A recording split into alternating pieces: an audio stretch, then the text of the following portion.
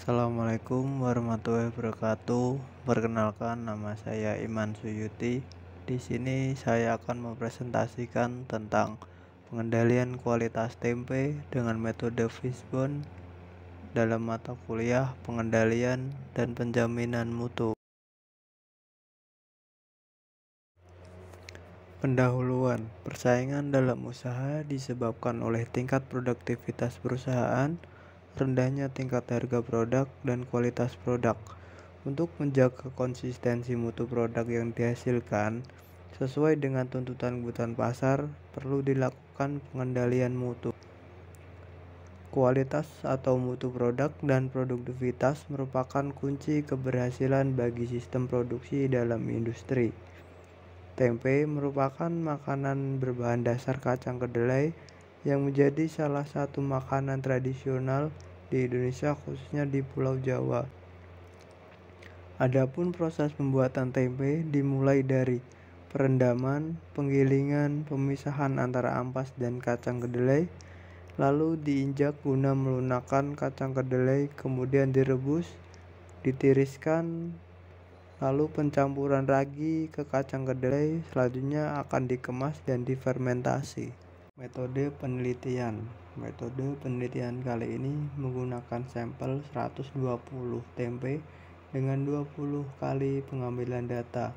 Adapun teknik analisis data yang digunakan dalam penelitian ini dengan menggunakan metode Seven Tool sebagai berikut. Data catatan dengan menganalisa penyebabnya menggunakan metode Fishbone.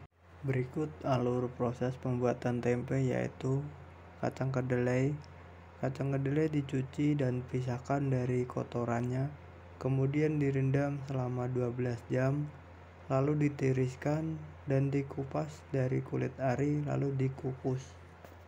Selama 20 kali produksi diperoleh kecacatan pada produk tempe seperti cacat produk warna kehitaman, cacat dimakan hewan, kemasan rusak, dan bentuk tempe yang tidak merata dapat dilihat pada tabel 1 berikut. Produk cacat.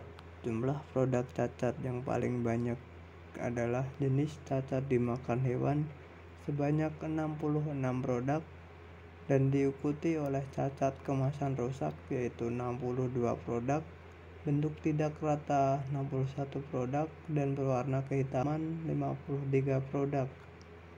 Kecacatan tersebut merupakan kecacatan yang disebabkan oleh operator atau faktor manusia, dan fasilitas dan kebersihan lingkungan serta keamanan pangan merupakan faktor yang penting dalam pengembangan produksi tempe.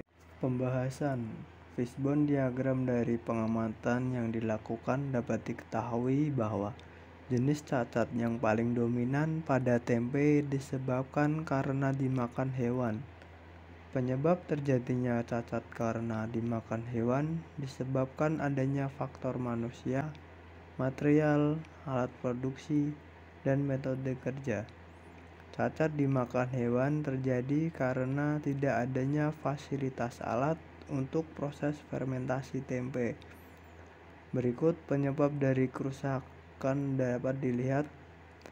Yang pertama, manusia, terjadinya kelelahan dan tenaga kerja kurang teliti.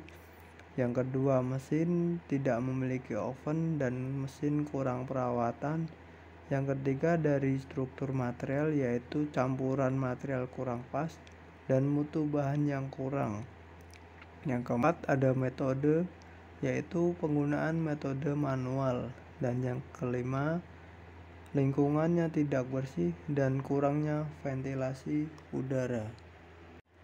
Penyelesaian. Dari gambar di atas dapat kita lihat bahwa cacat produk pada tempe banyak disebabkan oleh faktor manusia, lingkungan, dan mesin.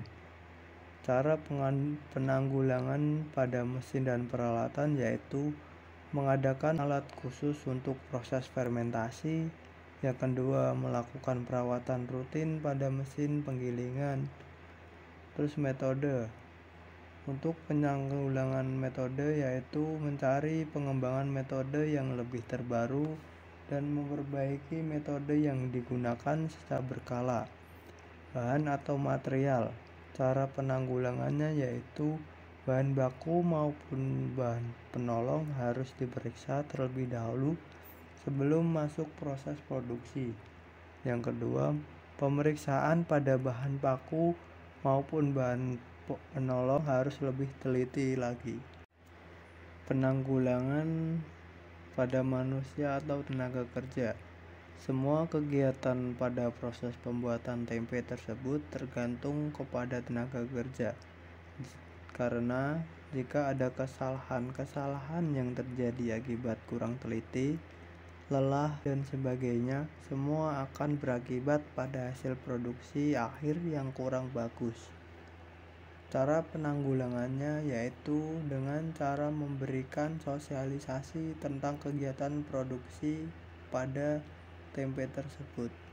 Kesimpulan, berdasarkan hasil penelitian yang diperoleh bahwa data jenis ketidaksesuaian produk cacat diambil sampel sebanyak 120 dengan 20 kali pengambilan, sehingga dapat dihitung jumlah produk cacat sebanyak 242, dan cacat paling banyak berasal dari faktor manusia dan material. Sekian presentasi dari saya. Apabila ada kesalahan kata atau ucapan, saya mohon maaf yang sebesar-besarnya. Wassalamualaikum warahmatullahi wabarakatuh.